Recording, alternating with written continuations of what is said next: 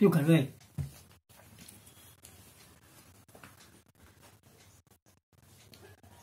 मैं doctor Praman Jha, Sanskrit MA,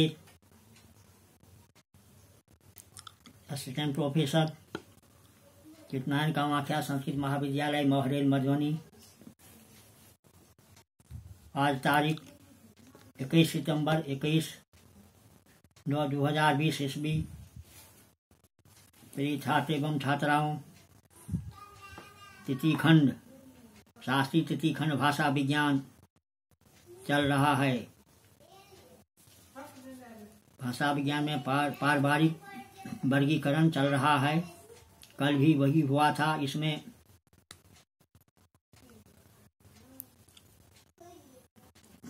और विषय सब है।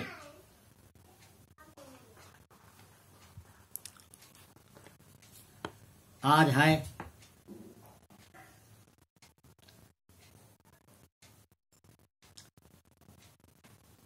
योगात्मक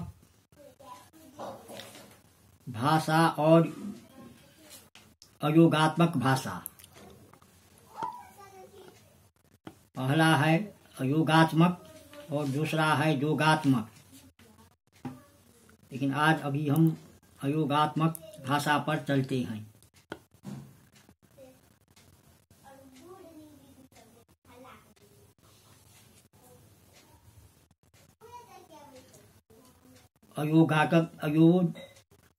योगात्मक भाषा उसे कहते हैं जिसमें प्रकृति प्रत्यय की जैसी कोई चीज नहीं होती है और न उसमें शब्दों का कोई परिवर्तन होता है। प्रत्येक शब्द की स्वतंत्र सत्ता होती है और वाक्य में प्रयुक्त होने पर भी वह सत्ता त्यों ही रहती है।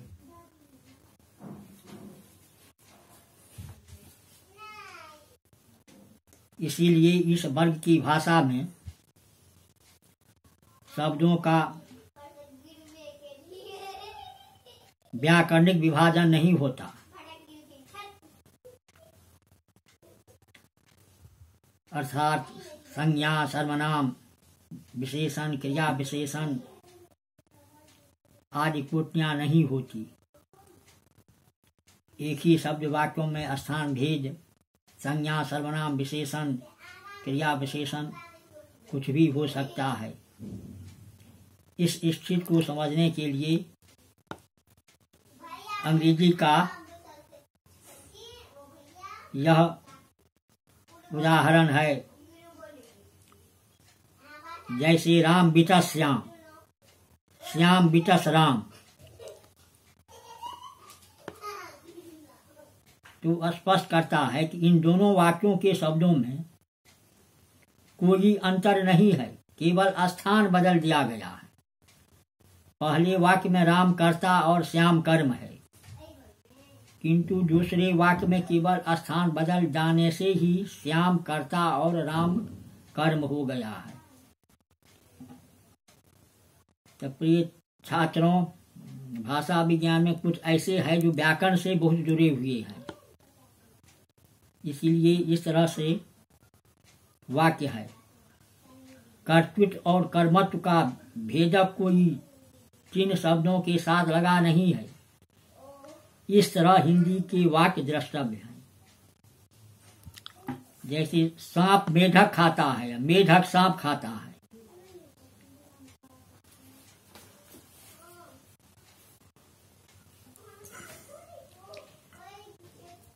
यहां भी वही बात है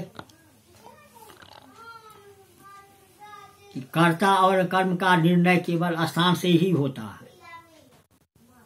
पहले वाक्य में सांप कर्ता और मेढक कर्म है और दूसरे वाक्य में मेढक कर्ता और सांप कर्म है। संस्कृत में इन संदेह का अवकाश नहीं होता, क्योंकि विभक्तियां पदों के साथ स्पष्टता दिखाई पड़ती है और पदों का उलट पलट में तब भी अर्थ में कोई अंतर नहीं आता।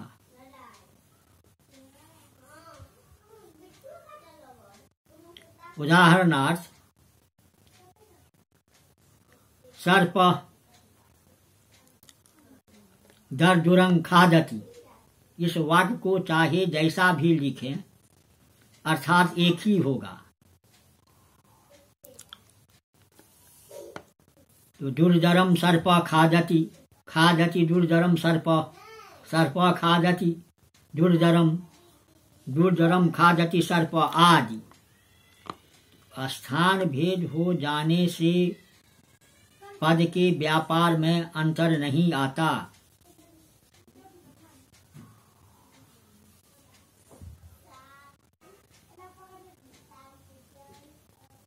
एक ही शब्द संज्ञा, विशेषण या क्रिया कैसे बन जाता है, यह निम्नलिखित उदाहरणों से स्पष्ट हो जाता है। जैसे अंग्रेजी का मेल शब्द लीजिए, send it in the mail संज्ञा, मेल दी लेटर क्रिया, put in the mail bag विशेषण। तो इस तरह से इन वाक्यों में एक ही शब्द मेल संज्ञा क्रिया और विशेषण जैसी प्रयुक्त हुआ है। तो इसी तरह अयोगात्मक भाषाओं में एक ही शब्द से संज्ञा क्रिया विशेषण आदि का काम लिया जाता है। हिंदी में भी ऐसे उदाहरण पाए जाते हैं, जैसे तुम्हारा जाना सुनकर मुझे खुशी हुई, संज्ञा तुम कल सुबह आना क्रिया। तो योगात्मक वर्ग की प्रतिनिधि भाषा चीनी है। चीनी के अतिरिक्त तिब्बती, बर्मी, श्यामी, अनामी तथा सुदानी, अफ्रीका के सूडान देश की भाषा आदि भाषाएं इसी वर्ग में आती हैं। तो इस वर्ग की भाषाओं का निम्नलिखित विशेषताएं हैं। पहला, योगात्मक भाषाओं का व्याकरण नहीं होता। दूसरा, पदक्रम का बहुत महत्व होता है। तीसरा, स्वर के कारण अर्थात अर्थ में परिवर्तन होता है, इसीलिए स्वर भेद से एक ही शब्द अनेक अर्थों का वाचक हो जाता है। चौथा, कहीं कहीं निपात संबंध सूचक अव्यय से भी शब्द या वाक्य की रचना में सहायता ली जाती है। चीनी में एक शब्द है ता, जिसके अनेक अर्थ है महता, संज्ञा महान, विशेषण महान होना, क्रिया महत्तापूर्वक, क्रिया विशेषण। इनमें कौन सा अर्थ अभिमत है, यह वाक्य में ता शब्द की स्थिति से ही जाना जा सकता है। तो भाषा विज्ञान में भाषाओं का वर्गीकरण में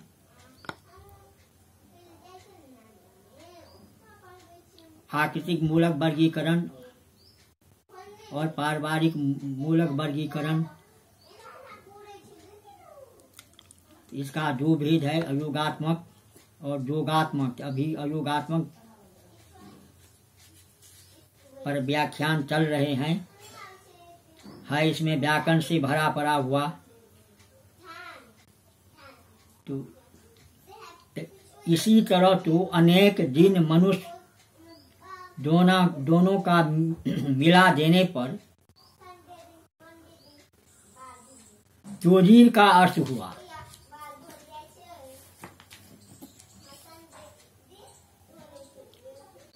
बहुत मनुष्य बहुवचन।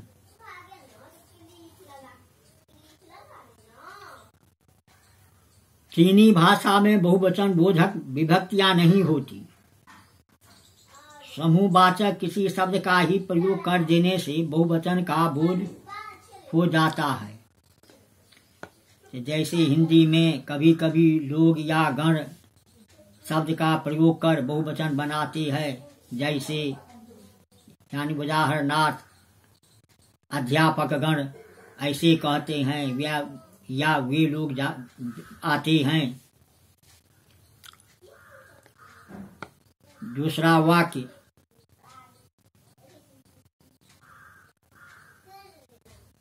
गो मैं ता मारना, नी तुम मैं मारता हूं तुम्हें, ने तुम ता मारना, गो मैं तुम मारते हो मुझे। शब्द के रूप ज्यों को त्यों रह गए, किंतु स्थान भेद से अनेक अर्थ भिन्न हो गए।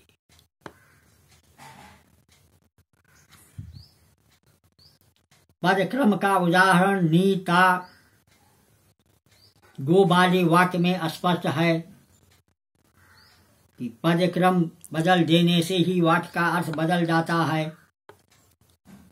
स्वर की वैशिष्ट से अर्थ बदलने का उदाहरण है, एक शब्द मुंह मुंह के कई अर्थ हैं, जैसे माता, जंगल आदि। वक्ता के स्वर आरोह अवरोह आदि से ही स्पष्ट हो सकता है कि मुंह का कौन सा अर्थ उसे अभिष्ट है। तो स्वर में भूल हो जाने से अर्थ का अनर्थ हो सकता है। चीनी में स्वर का प्रयोग शब्द में भी होता है और वाक्य में भी। तो स्वर के अभाव में नो शब्द का सही अर्थ लग सकता है, नो वाक्य का। निपात के प्रयोग के निम्नलिखित उदाहरण है। चू का अर्थ है भाव बोधन, जिससे हिंदी के ता, त्व आदि प्रत्ययों से व्यक्त करते हैं, अर्थात चू भाववाचक निपात है।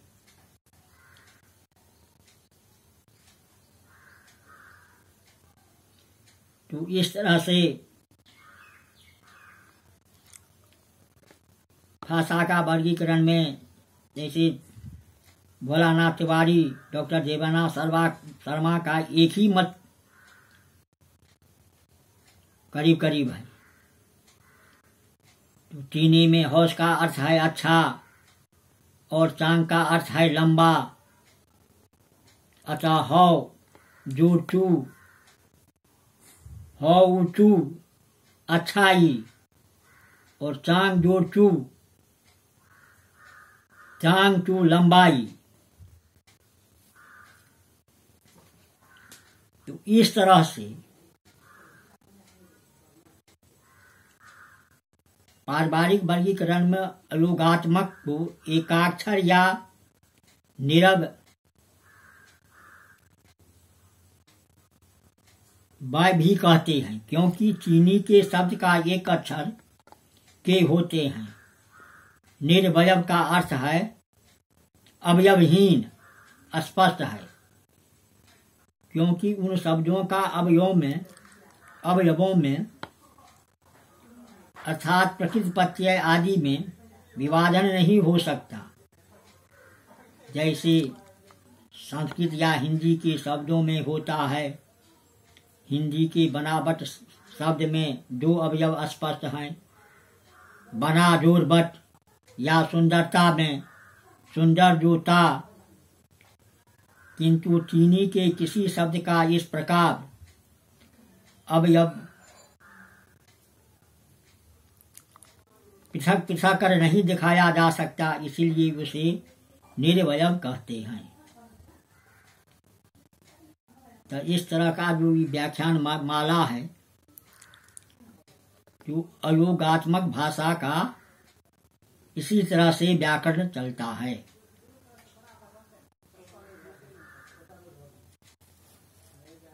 क्या मिनट लिया? आगे है योगात्मक।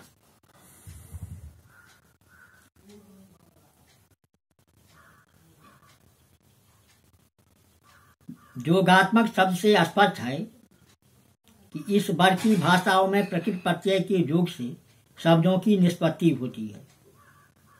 योगात्मक भाषाओं के 3 प्रमुख भेद हैं।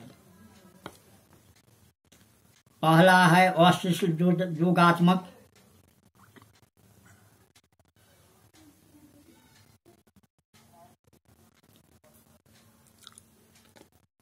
दूसरा है श्लिष्ट योगात्मक, तीसरा है प्रश्लिष्ट योगात्मक।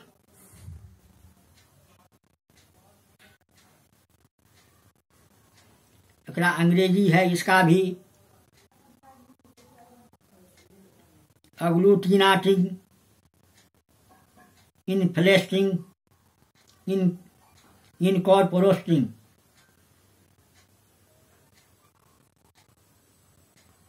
अश्लिष्ट योगात्मक वर्ग की भाषाओं में अर्थ तत्व के साथ प्रत्यय या विभक्ति का योग होता है, किंतु वह योग बिल्कुल स्पष्ट दिखाई पड़ता है। जैसे हिंदी के इस वर्ग में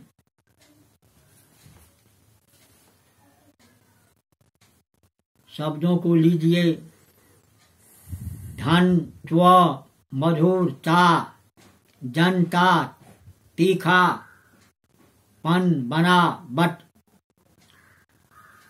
इन शब्दों में अस्तित्व के साथ प्रत्यय लगे हैं, किंतु उनका अस्तित्व अलग दिखाई दे रहा है। वे शब्द के साथ मिलकर भी अलग हैं और अलग रहकर भी मिले हैं। तो ऐसी स्थिति में अश्लिष्ट योगात्मक भाषाओं की होती है।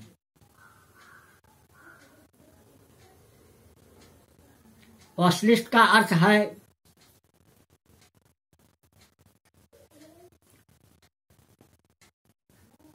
नॉन लिस्ट, अर्थात जो चिपके नहीं। योगात्मक होने से उनमें योग मेल है मगर शिष्टता नहीं है, अर्थात वे अर्थ तत्व के साथ इतना नहीं चिपक गए हैं, किंतु उनका पार्थक्य नहीं जाना जा सकी।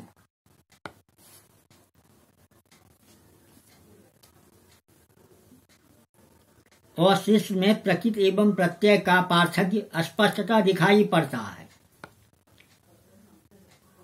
श्लिष्ट योगात्मक भाषाओं में श्लिष्ट में रचना तत्व में जुटने पर अर्थ तत्व में कुछ परिवर्तन हो जाता है, फिर भी अर्थ तत्व और रचना तत्व का भेद सर्वथा लुप्त नहीं होता। उदाहरणार्थ, नीच से नैतिक, मुनि से मौन, सुंदर से सौंदर्य, लवण से लावण्य आदि। तो इन शब्दों में रचना तत्व प्रत्यय के कारण परिवर्तन तो हो ही गया है, पर मूल शब्द पहचान में आ जाता है। इसके प्रतिकूल प्रश्लिष्ट में अर्थ तत्व और रचना तत्व का मेल इस प्रकार होता है कि उनका अंतर करना सुकर नहीं होता, इसीलिए इसे प्रश्लिष्ट कहते हैं। अच्छी तरह श्लिष्ट जैसे ऋतु से आर्तव, ऋजु से आर्जव आदि।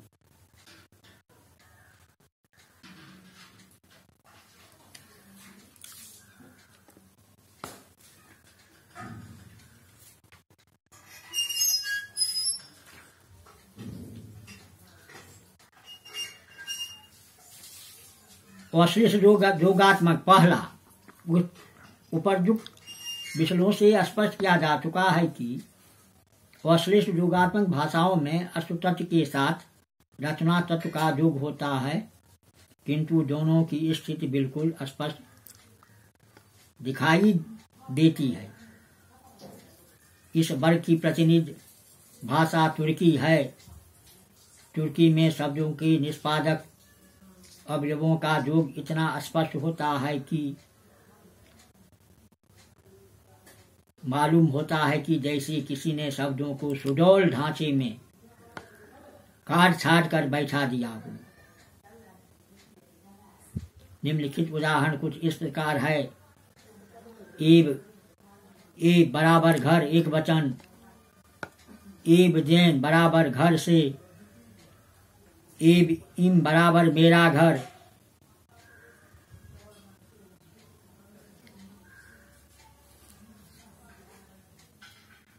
एब इम जैन मेरे घर से, एब तेर बराबर घर बहुवचन, एब लेर जैन घरों से, एब लेर इम बराबर मेरे घर, एब लेर इम जैन मेरे घरों से। एक दूसरा उदाहरण भी है।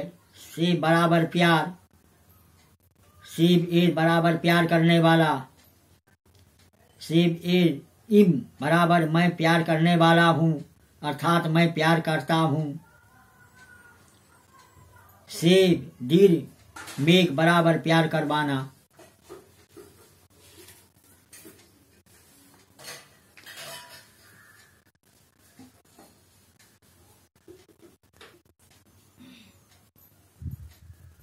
तो इस तरह से अश्लील योगात्मक भाषाओं में रचना तत्व के कहीं पूर्व में जुटता है, कहीं मध्य में, कहीं अंत में और कहीं पूर्वांत में से इस प्रकार स्थिति के अनुसार उसके चार भेद जाते हैं: पूर्व जोग, मध्य जोग, अंत जोग और पूर्वांत जोग।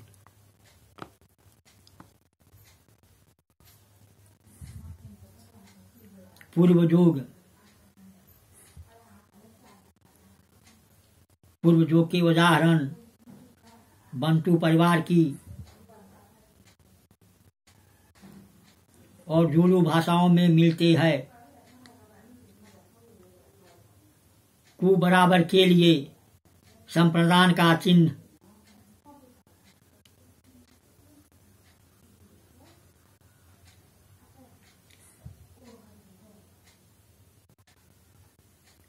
उमु बराबर एक वचन का चिन्ह,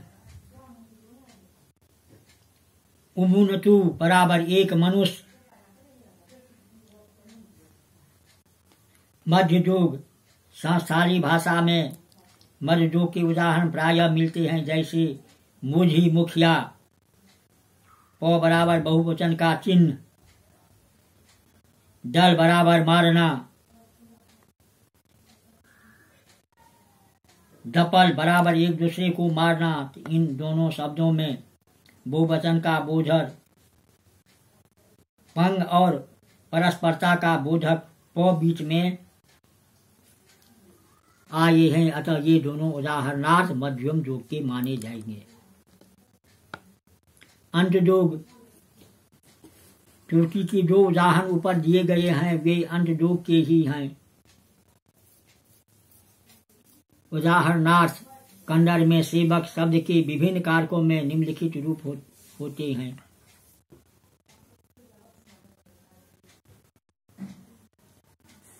कर्ता, कर्मकरण, संप्रदान, संबंध, अधिकरण।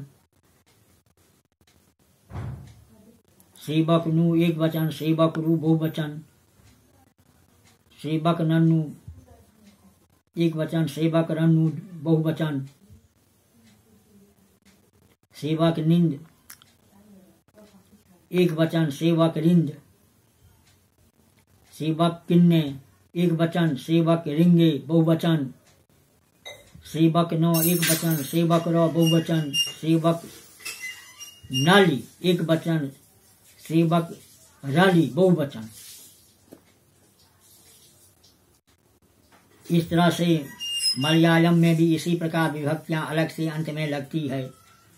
तुर्की या कन्नड़ में उपयुक्त उदाहरण अंत जोग का स्वरूप सम्यक स्पष्ट करते हैं। अंत में हम पूर्वांत जोग, जैसे नाम से ही स्पष्ट है कि इस वर्ग की भाषाओं में रचना तत्व भेद के पूर्व भी लगता है और अंत में भी पूर्वांत जोग के उदाहरण न्यू गिनी की मफोर भाषा में मिलते हैं, जैसे मनप बराबर सुनना, जो मनप ऊ बराबर मैं सुनता हूँ तुझे। तो यहाँ मनप कि आदि और अंत के दोनों को रचना तत्व का योग हुआ है। फ्रांसीसी में निषेध सूचक शब्द ने पास का प्रयोग इसी तरह अंग्रेजी शब्द से हुआ है। निषेध के आदि और अंत में होता है। तो प्रिय छात्रों, अश्लिष्ट योगात्मक भाषा को यही 4 प्रमुख भेद हैं। यह व्याकरण से जुड़े हुए हैं।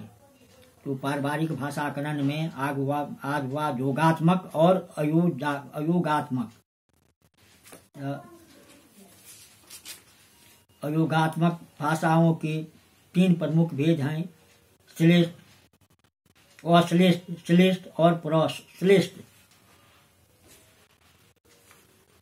तो आज यहीं तक अश्लिष्ट योगात्मक भाषाओं पर। जो और रह गया है श्लिष्ट और प्रश्लिष्ट इति।